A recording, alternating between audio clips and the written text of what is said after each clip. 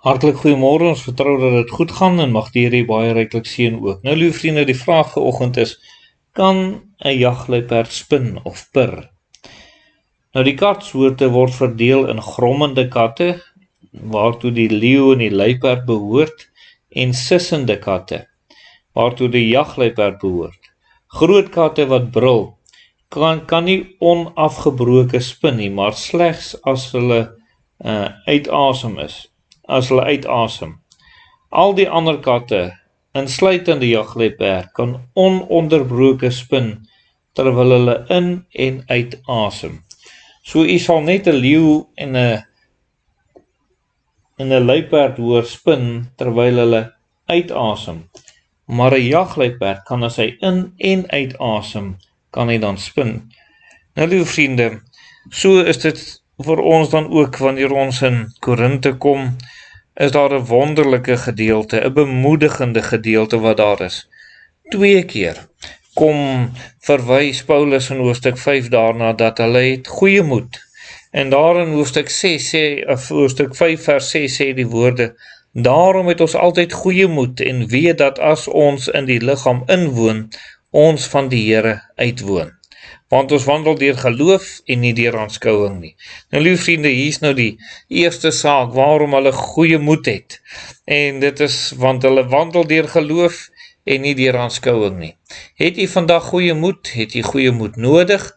Wel, hierso is redes wat daar gegee word waarom 'n mens goeie moed kan hê of sal hê. En die eerste rede is, want ons wandel deur geloof en nie deur aanskouing nie.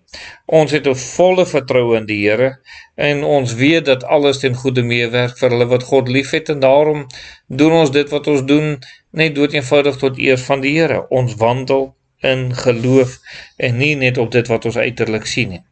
Nog 'n saak wat hy kom noem, is daarso in hoofstuk 5 vers 8, wanneer hy weer sê dat hulle goeie moed het. Hy sê, maar ons het goeie moed en verkies om liewer uit die liggaam uit te woon en by die Here in te woon. En dan sê hy, daarom lê ons ook ywerig daarop toe of ons inwoon of uitwoon, om hom welbehaaglik te wees. En dis die verdere saak waarom hulle goeie moed het, want hulle rig hulle lewe daarop om God welbehaaglik te wees. Kind van die Here, is dit nie 'n wonderlike aansporing vir u, om te sê, man, ek het goeie moed vir enige ding in die lewe, want ek wil die Here welbehaaglik wees in alles.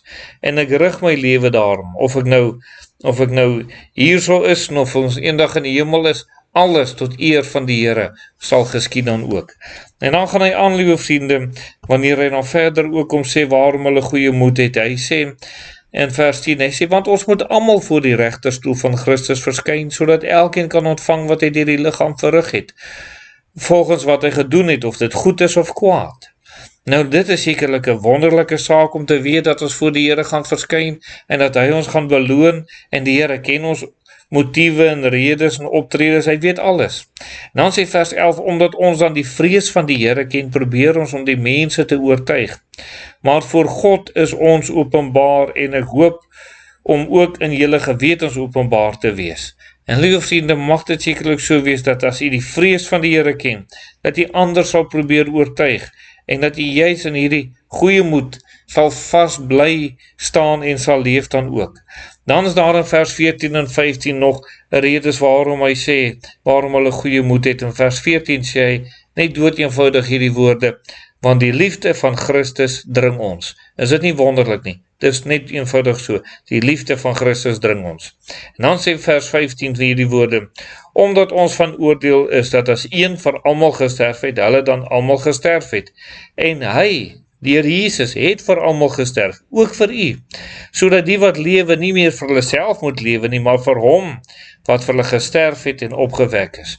Is dit nie wonderlik, liewe vriende, dat ons as kinders van die Here goeie moed het? Waarom? Want die Here het vir ons gesterf, en daarom is ons lewe nou ook so aan hom oorgegee, sodat ons vir hom leef en nie vir onsself nie. Al hierdie dinge maak dat ons goeie moed het en vasstaan in die Here. Mag u vandag opnuut goeie moed hê. En as jy nie goeie moed het nie, gaan ondersoek u liefde. Gaan kyk of dit die liefde van Christus is wat jy dring, en of dit die eie liefde vir die wêreld is wat jy dring.